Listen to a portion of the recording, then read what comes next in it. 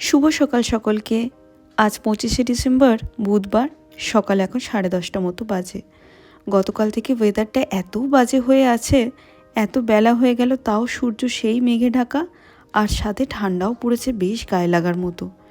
তবে আজকে ওয়েদার যেমনই থাকুক না কেন, আজ সকাল থেকে উঠেই শুরু হয়ে গেছে জোর কদমে গোছগাছ করা, কারণ প্রায় 6 মাস পরে আজকে আমরা যাব খড়গপুর।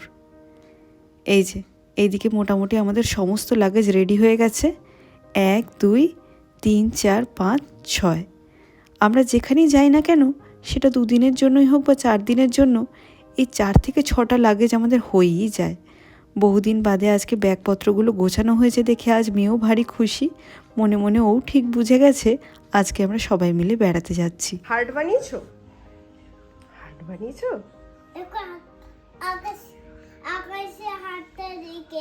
আকাশে হার্ট রেখেছো? আচ্ছা, দেখো দেখো, দেখতে পাচ্ছি তো, দেখো দেখছি তো, তাই আকাশে দেখো, দেখতে পেয়েছি। দেখো দেখো। আচ্ছা, বাজে এখন বেলা 2:30।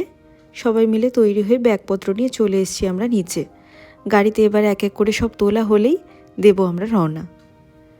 25 ডিসেম্বরে এই দিনটা, এমনিতে তো ক্রিসমাসের জন্য ছুটি থাকেই, তার সাথে আজ যেহেতু আমার বাবারও জন্মদিন, তাই আমরা সবসময় চেষ্টা করি এই দিনটায় ছোট করে হলেও একটু সেলিব্রেট করার। তা আজ আমাদের প্ল্যান ছিল আজ আমরা এখানেই কাছাকাছি একটা রেস্টুরেন্টে লাঞ্চ করে একেবারে খড়গপুর চলে যাব। কিন্তু ক্রিসমাসের এই সময়টায় ভালো ভালো রেস্টুরেন্টগুলোয় এত ভিড় থাকে, কোথাও এদিন সিট রিজার্ভেশন করতে চায় না। যে কারণেই ঠিক হলো আজ আমরা যাওয়ার পথে কোলাঘাটে দাঁড়িয়েই লাঞ্চটা সেরে ফেলবো। আমাদের এই সল্টলেকের বাড়ি থেকে খড়গপুর যেতে প্রায় 135 কিলোমিটার লাগে, যা মোটামুটি 3 ঘন্টা মতো সময় লেগেই যায় পৌঁছাতে। আর কোলাঘাট পৌঁছাতে লাগে 2 ঘন্টার মতো সময়।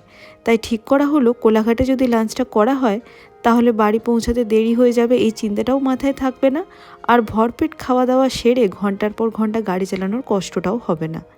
আর কোলাঘাট এমন একটা জায়গা যেখানে বহু মানুষ লং ডিস্টেন্স ট্রাভেল করার সময় একবার হলেও ব্রেক নেয়, সেটা ব্রেকফাস্টের জন্যই হোক না কেন, বা লাঞ্চ ডিনারের জন্যই হোক না কেন, বা শুধুমাত্র চা খাওয়ার জন্যই হোক।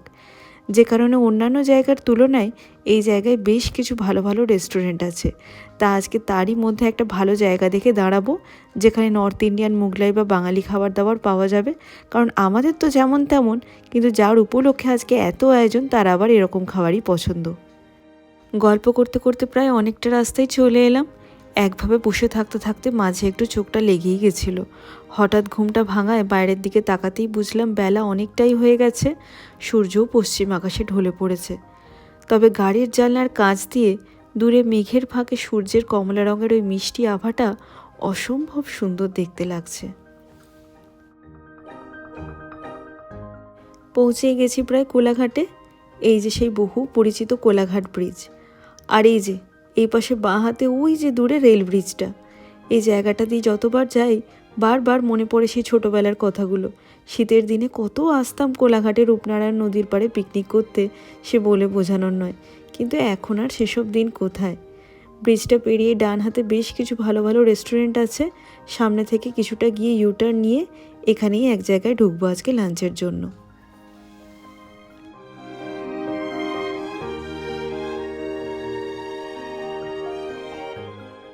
আমাদের খুব ইচ্ছা ছিল কোথাও যদি একটু বাঙালি থালি পাওয়া যায় সেখানেই ঢুকবো, কিন্তু সামনাসামনি এই রেস্টুরেন্টগুলোয় তেমন একটা অপশান পেলাম না জন্য সরজিৎ বলল বহুদিন হলো আমিনিয়ায় বিরিয়ানি খাওয়া হয়নি, আজ তাহলে সেখানেই যাওয়া যাক। ক্রিসমাসের জন্য ভেতরটাও এত সুন্দর বেলুন দিয়ে সাজিয়েছে। আর এই যে সামনে বসেছে বাবা আর সৌরজিৎ, আর এই যে এইদিকে আমি আর মেয়ে।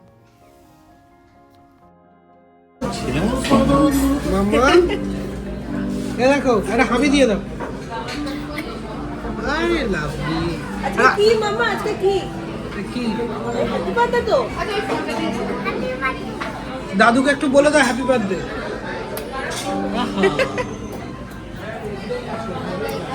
হেঁটে তো উপহার আবার এসব জায়গায় এলে মেনু নিয়ে আমরা বিশেষ নাড়াঘাটা করি না। সোজা সাপটা কিছু পরিচিত খাবার আইটেম অর্ডার করে দিয়েছিলাম।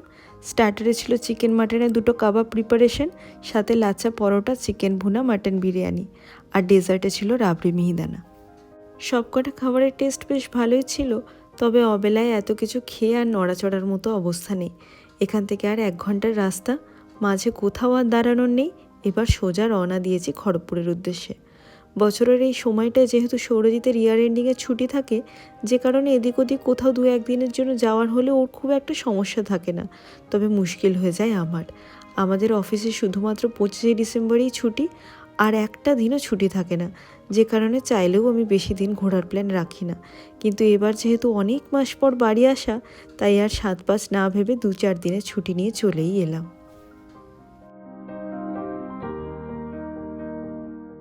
আজকে রাস্তায় আস্তে আস্তেই ঠিক করেছিলাম আজকে বাড়ি ঢোকার আগে সামনাসামনি কোনো কেকের দোকান পেলে ছোট করে একটা কেক কিনে একেবারে বাড়িতে ঢুকবো। মামা মামিকেও সন্ধ্যের দিকটায় বাড়িতে ডেকে নিয়েছি। সব কেনাকাটা সেরে বাড়ি পৌঁছে সবাই মিলে ছোট্ট করে একটা কেক কাটিং হবে। এই যে দোকানে যে কেকগুলো ছিল তার মধ্যে এই ব্ল্যাক ফরেস্ট কেকটাই একটু পছন্দ হলো, তাই এটাই নিয়ে নিলাম। সাথে দিয়েছে একটা হ্যাপি বার্থডে কেক টপার আর নামের জায়গায় লেখা দাদু।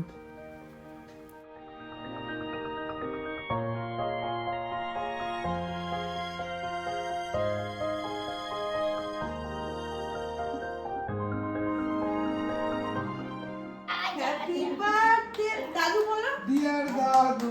দাদু হ্যাপি বার্থডে টু বলো মামা। না না একটু কেক খাইয়ে দাও, একটু কেক খাইয়ে দাও। হ্যাঁ এটাই ভালো দাদুকে দাও দাদুকে দাদুকে দাও। কেক খাইয়ে দাও। দাদুকে একটু কেক খাই দাও। তুলে দাও, তুলে নাও। না এটা খাও। এটা খাও, দাদুকে দাদুকে খাও। দাদুকে একটা কথা আমি বিশ্বাস করি, ভালো মন্দ সুখ দুঃখ সব কিছু নিয়েই একটা মানুষের জীবন। জন্মদিনটা হয়তো বড় কথা নয়, কিন্তু এই বিশেষ দিনে কাছের মানুষদের পাশে পাওয়া, তাদেরকে নিয়ে ছোট করে একটা সেলিব্রেশন, এগুলোই স্মৃতি হয়ে রয়ে যায়। যাই হোক, চলো আজকের ভিডিওটাও তাহলে এই সাথে অবধি রাখি। ভিডিওটা কেমন লাগলো অবশ্যই কমেন্টে জানিও, ভালো লেগে থাকলে একটা লাইক করে দিও। আর চ্যানেলে নতুন হলে অবশ্যই ছেড়ে যাওয়ার আগে চ্যানেলটাকে সাবস্ক্রাইব করো, আমার পাশে থেকো। Thank you.